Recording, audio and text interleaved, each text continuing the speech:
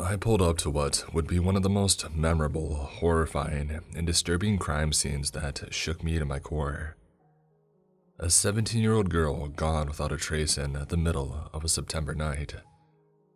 The CSI had already made their presence known, dotting the small suburban house with yellow evidence markers. I saw a good friend and a colleague of mine standing in the front door, shifting awkwardly from side to side, like a sophomore waiting for their homecoming date. "David, good to see you," I greeted. Instead of giving me the warm, happy-go-lucky smile that I'm used to, he started to walk in my direction at a stern, brisk pace, which made my heart drop a little bit. "Brian, there's something bad going on here. Come with me inside." We began to walk towards the house, but not before a woman hunched over, tears rolling down her face, came stumbling out of it, running towards an officer working crowd control. "Please," she screamed, "don't tell me. Oh Lord, please don't." She collapsed in the front yard, a local news camera making sure they got every second on tape. A young reporter then resumed his speech. "As you can see, Lisa, emotions are running high right now. This is the 13th missing case involving a young teenager in the past 2 months. As you can see behind me, police are currently investigating." He began to walk towards me. I quickly turned in the other direction, making my way into the house. It was a cozy, all-American family home, the kind you would see in stock photos on cookbooks. It was also small, so small that even though there were only about 6 of us in the living room, the air was already somewhat stuffy. My colleague turned to me. "Brian, we've got a problem, a serious one." This was very unusual for him. Even in the worst of situations, he would always be hopeful, optimistic, a glass half full kind of guy. But this time his words, his demeanor, cold, almost bone-chillingly so. I turned to him and asked, "David, what's happened?" He began up the stairs, gesturing me to follow him. 17-year-old girl, no change in mood or appetite, no serious medical history or mental health issues. We reached the top of the stairs. His brisk pace yet cold demeanor remained as we walked down a short hallway and turned into a bedroom. It was the typical teenage girl bedroom. Old pink walls, posters of boy bands, Polaroid pictures of old memories, and a bright blue book titled My Diary, sitting on a white end table next to a large bed.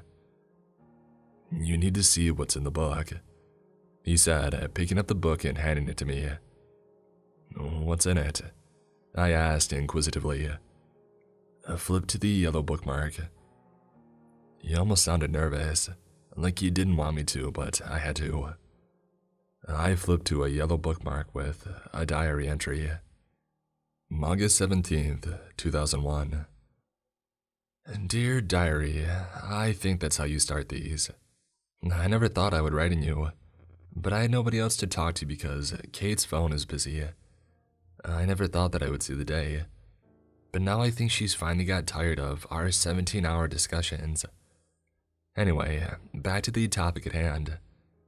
I just had this amazing dream.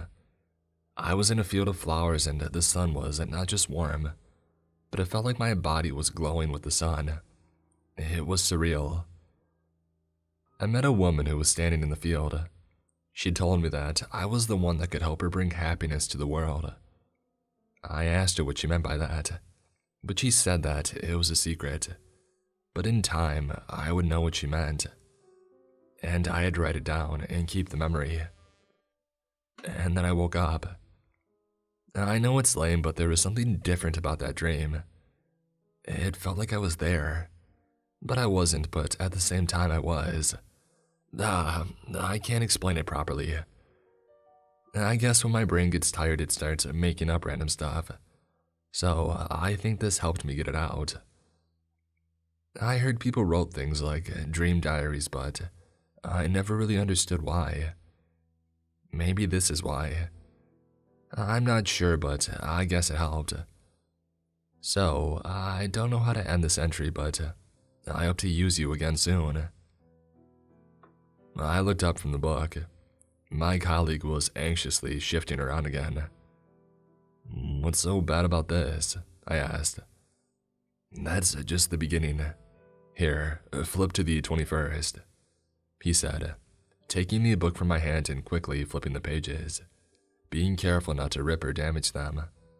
A moment later, he handed the book back to me, this time more nervous than before. A new entry was in front of me again.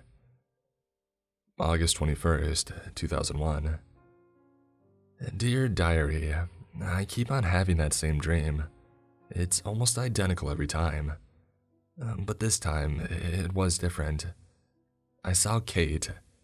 Kate. She hasn't been answering her phone, but she does decide to astral project or whatever that's called and visit me. I was in the same field as before, but this time there were tall trees. So tall it looked like they touched the clouds. A small stream with a tiny fish in them, and a rope swing next to what looked like a farm hung in the distance. The woman was also there too. She had a bright green dress, and flowers of different sizes and colors dotted her hair. She was elegant, beautiful, graceful.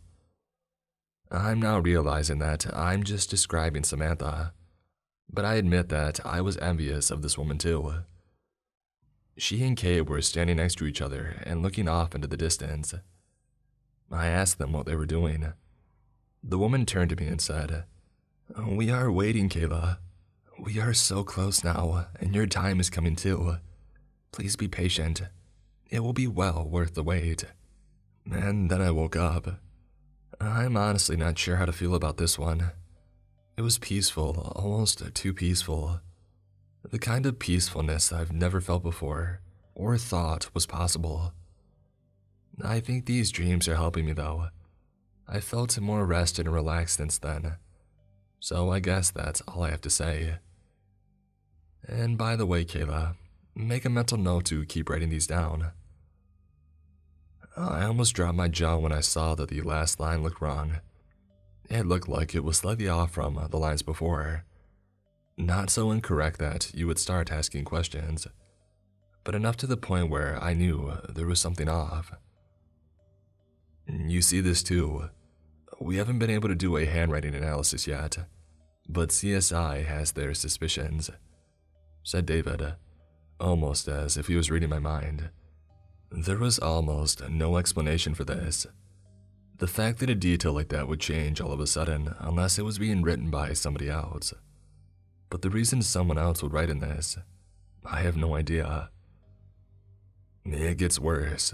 Here, said David, as he gestured for me to hand him the book. I do when he starts flipping, a little more than before. And with a deep sigh, he hands it back to me. Again, a diary entry was in front of me. September 3rd, 2001. Dear Diary, I just came home.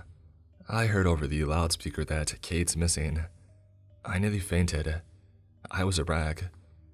I heard in the news that teens were running away or missing or something, but the fact that it would happen to her is making me go insane. I was a ball of tears and I just couldn't handle it. Mom picked me up and we went home, but I suddenly got the idea to write in my diary. I think it helps. I know I said that I would be strong, but it feels like I can't be. I think I'll get some sleep. Directly below this entry was the second one. September 3rd, 2001, Part 2. Dear Diary, I saw Kate in my dream again. This time, I ran away. I know this is someone trying to taunt me, or play with my feelings or give me false hope. I ran as fast as I could and I ran into someone. It was that woman again. She won't leave me alone. She said something to me, but I couldn't understand it. I tried to run away, but my body wouldn't move. Instead, I stood up and I faced the woman again. She said something again, but I still couldn't understand her. I felt like I was suffocating and I couldn't breathe. And then I woke up. The room was pitch black and I tried to gasp for air, but I couldn't. I couldn't even move my body. I tried to scream for Mom to help, but I couldn't do anything. And even though the room was pitch black, I saw someone or something standing in my room. I know it wasn't Mom. I was scared. And then, in a moment, I could move again. Light filled the room as I then noticed my lamp was on, and the thing was gone. I don't know how to feel right now. I want to tell Mom, but something inside me is telling me not to. So, I guess I have you for now. At this moment, I heard something behind me. I turned and a man that I had recognized as one of the CSI people from the living room stood at the door. "Mr. Arnett, I think you need to see this." I turned back towards David. He gestured to hand the book back to him. I did, and he put it back on the end table. The three of us made our way to the living room. I could see from the window that a small crowd had formed outside, larger than before. More people from CSI had come, passing us on the way down the stairs. The man walked into the small dining room and kitchen that connected directly to the living room. We walked over to a corkboard and then stopped as he pointed at a post-it note. "We believe that this was written by the victim. It looks like it coordinates," he said, waiting for a response.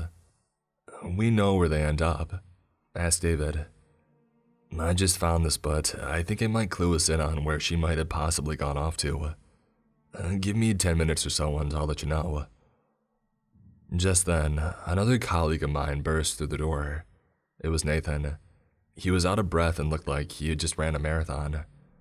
"Brian, we have a problem." He could barely get the words out. "You're telling me," I interrupted. He stood up, looking at me before speaking. "We have a new missing person, 16-year-old Asian male. The school said he didn't show up this morning. Parents said that he would never skip school. Nobody's seen him since." The room fell to a stunned silence. I couldn't believe that this situation somehow went from bad to worse. Nathan spoke again. "We've kept the media at bay for this long, but I don't know if we can do it anymore. Not again." Suddenly, a noise broke from the silence of the stuffy room. A crash of glass stopped everyone in their tracks. Almost without thinking, the three of us, David, Nathan, and I ran upstairs, each searching one of the three rooms trying to find the source of the sound. I searched the master bedroom, Nathan searched the bathroom, and David checked Kayla's room. The CSI guys were also searching the master bedroom, but it didn't seem as if anything broke. And that's when I heard David from down the hall scream, "Did anybody take evidence 28? I turned and walked out of the bedroom. David was already flying down the stairs. Me and Nathan looked at each other before walking into Kayla's room. The bedroom window was smashed, and more importantly, the diary was missing. At the same moment, I heard David's voice again, this time louder than before. "Did anybody take evidence 28? There was a pause. No answer. Crap. I could hear David rush all the way down the steps, and he ran around the side of the house, and I could see him out the window. He was searching for an explanation as to how someone jumped through the window and took the diary. This doesn't make any sense. What is going on? I then heard the same man from CSI again from behind me. "Mr. Arnett, the cords lead to the wooded area just west of here." I then turned and looked out the broken window and shouted at David to get his butt in the car and start it.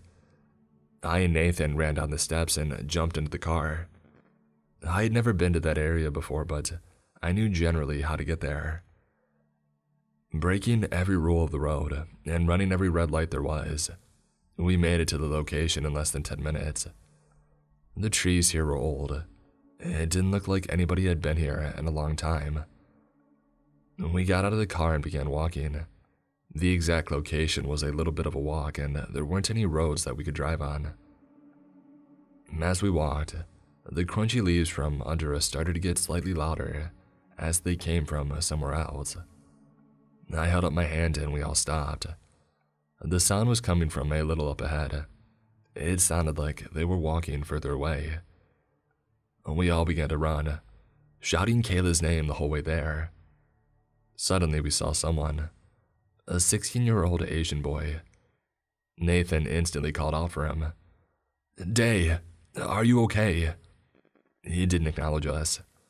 Nathan ran after him, but suddenly stopped and fell over, as if he had run into a wall. I walked over to help him. His nose was bleeding. I stopped and reached out my hand. There was some sort of invisible wall that blocked me from moving forward. Suddenly, from behind a tree, a creature walked out. It wasn't human. It was something else, something that I've never seen before. It held the boy's hand, and for a moment, he turned to face me. There was a look of pure joy on his face. The two then walked behind a tree and disappeared. The three of us stood there. We were scared and confused. We all walked back to the car, and there was something on the hood. It was the diary. It was open to a page that I hadn't read before. I read it aloud. September 7th, 2001. Dear diary, the dream won't end. Every night, the voice is louder and I feel worse. I feel like I'm going to puke every morning. I'm awake tonight and something came out of my eye. It was blood. I've made up my mind. I will go to the place that she asked me and meet him. She said it will stop the pain. I don't know what will happen, but I don't care anymore. I must find out why this is happening to me. This might be my last entry in this. I won't take it with me. I hope whoever's reading this knows that this was not my choice and I never wanted this. I love you, Mom. I'm sorry that I couldn't be stronger for you. I don't think I'll be coming back. Goodbye. 2 drops of blood dotted the bottom of the page. I flipped to the next one, but it was empty. As I finished, I saw out of the corner of my eye David get on his radio. Hey Mike, I think you need to contact someone from PR. You're not going to believe the stuff we're seeing. And that's where the story ended. I quit a week after. Thankfully, no more kids went missing after this. But I was left with one of the most haunting experiences of my life. The September 11th attacks flooded the media, which made their cover-up job much easier. But I haven't been able to sleep well. I keep having this dream. I'm in a field. I met a woman. And I wake up feeling great.